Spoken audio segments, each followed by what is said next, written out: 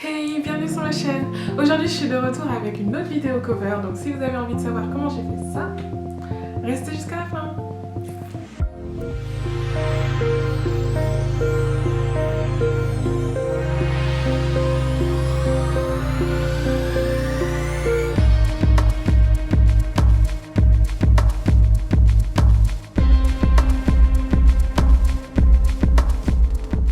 Donc pour ceux d'entre vous qui ne le sauraient toujours pas, je réalise des covers dans mon temps libre, c'est-à-dire des couvertures de livres que je poste sur Wattpad. D'ailleurs il y a plus d'informations dans la description.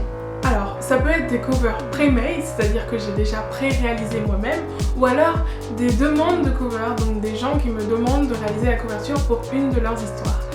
Ici je vais vous présenter une couverture que j'ai réalisée parce qu'elle m'a été demandée. Donc je l'ai fait tout récemment et j'avais envie de vous la montrer parce que cette fois le format qui m'était demandé était totalement différent de ce que je fais d'habitude et j'ai appris beaucoup de choses et je trouvais ça fun de le partager avec vous. Donc ceux d'entre vous qui ont déjà vu mes précédentes vidéos, je vous mettrai quelque part par là les liens vers eux, vous savez déjà à peu près comment je fonctionne. Donc souvent il y a un mood board, je fais des recherches d'images, etc., etc. Et ici je vais aller directement à la partie réalisation de la cover parce que ça peut être un peu long tout ça et j'ai déjà tout détaillé dans des précédentes vidéos. J'aimerais que cette vidéo soit un peu courte et voilà. Donc cette cover, c'est une cover réalisée pour... je mettrai le pseudo parce que j'arrive pas à le prononcer. Et donc ce qui était demandé, c'était une couverture où le rouge est prédominant avec un effet un peu dessin, donc des images vectorielles. Ce que je ne fais jamais d'habitude, donc c'était intéressant pour moi parce que c'est totalement nouveau. Mais en gros, voilà les grandes lignes. Le rouge doit être prédominant, c'est pour une histoire de Chaperon Rouge où le personnage principal est un loup, donc à mon sens il devait être présent sur la couverture. Et ça doit être vectoriel, voilà. C'est-à-dire des images simples, façon dessin, pas du tout des personnages réels. Et donc moi j'ai beaucoup aimé faire cette couverture parce que du coup je me suis renseignée sur à quoi est-ce que ça ressemblait et comment je pouvais faire ça.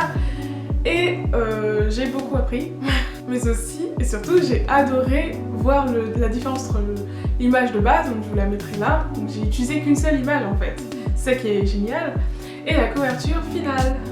Donc maintenant vous savez quelles étaient les attentes de la couverture, quelle image de base j'ai utilisée. Alors à présent, regardons comment j'ai fait. J'ai commencé par importer l'image dans Premiere Pro, dans un fichier qui fait les mensurations de Wattpad pour une couverture, donc normalement tout le monde les connaît en ce moment, donc je les mettrai dans la description au cas où ce n'est pas votre cas, mais voilà.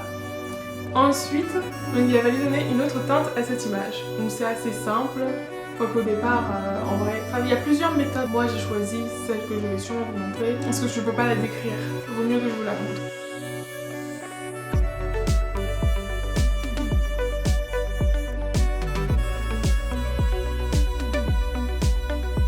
Ah oui mince, j'ai oublié de vous dire, mais comme d'habitude, j'ai fait un schéma.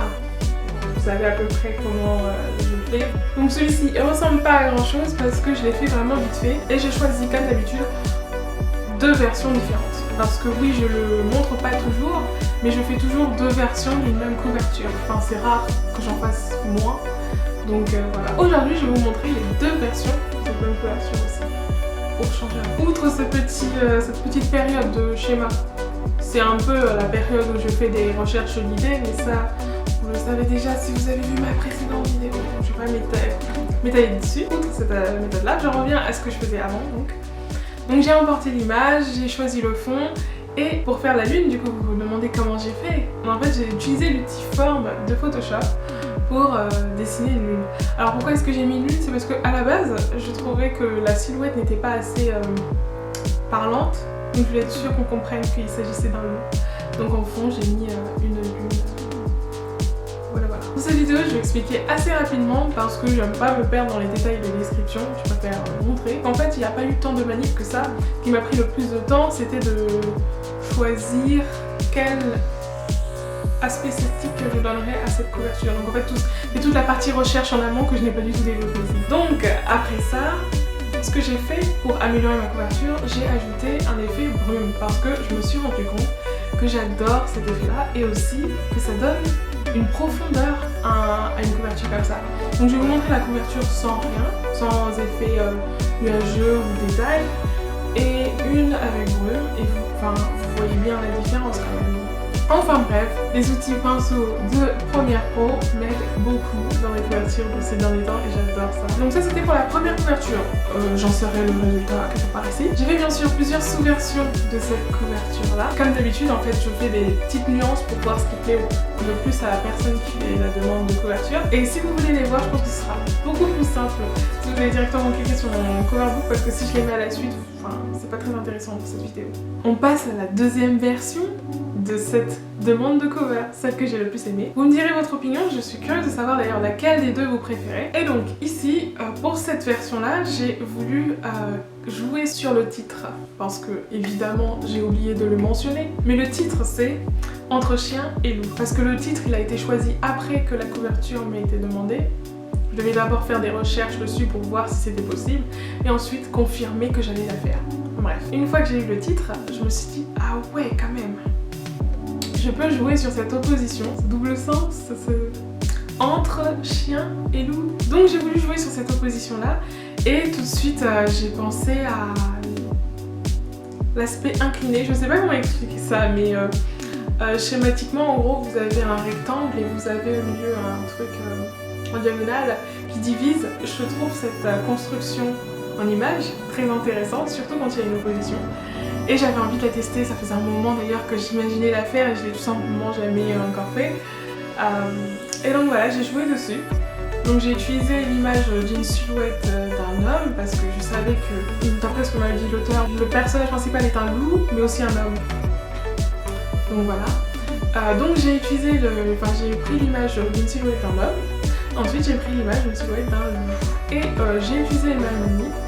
J'ai donné une teinte à chacune des images et là par contre j'ai incliné le titre comme ça. Au départ le titre n'était pas trop visible donc je m'étais dit que derrière le titre je mettrais une couleur unie pour faire ressortir le titre. Au départ j'ai utilisé l'outil rectangle de Photoshop, au final je me suis rendu compte que j'avais aussi envie d'utiliser l'outil pinceau pour voir ce que ça donnait et finalement j'ai gardé plutôt avec l'outil pinceau. Donc voilà, j'ai mis le titre en diagonale avec un fond avec le pinceau. J'ai ajouté la brume qui donne tout son effet. J'ai laissé la lune et ça donne quelque chose comme ça. Je mettrai quelque part ici. Mais en y réfléchissant bien, j'avais envie de tester ce que ça donnerait sans le bandeau en fond et personnellement je préfère ça. Mais dites-moi ce que vous préférez. Est-ce que vous préférez déjà la première version ou alors vous préférez celle-là que je viens de vous montrer? Et aussi si vous préférez quand il n'y a pas le bandeau de la seconde version en fait. Laquelle vous préférez? Quand il n'y a rien derrière le titre ou quand il y a quelque chose derrière le titre? Bref, voilà. Ici l'idée c'était vraiment de donner une explication rapide. Je compte faire une autre cover avec des images vectorielles ou un effet vectoriel, je sais pas comment vous l'appelleriez. Parce que du coup, grâce à cette couverture, j'ai découvert pas une passion mais quand même j'ai envie d'explorer ce style et aussi parce que en fait je trouve ça bluffant de voir que je pars d'une seule image et grâce aux outils du logiciel que j'ai, on peut donner quelque chose de complètement extrêmement créatif.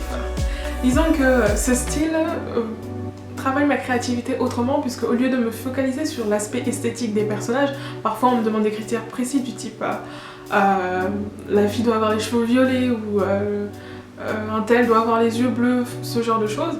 Et là pour une fois c'était vraiment les silhouettes et comment elles étaient placées dans la couverture. Donc j'ai beaucoup apprécié faire cette couverture là.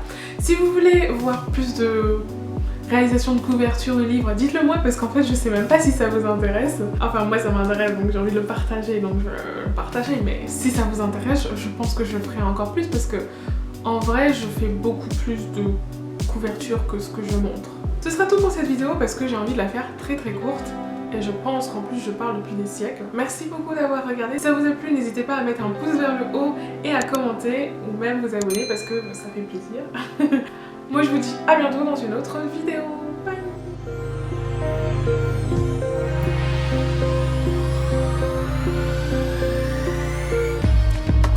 Hey, bienvenue sur ma chaîne. Ça me bizarre ce hey.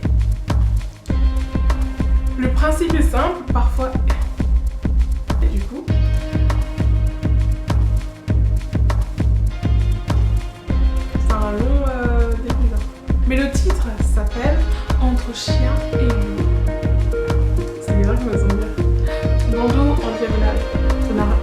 général. Dans cette vidéo, je vais expliquer assez rapidement parce que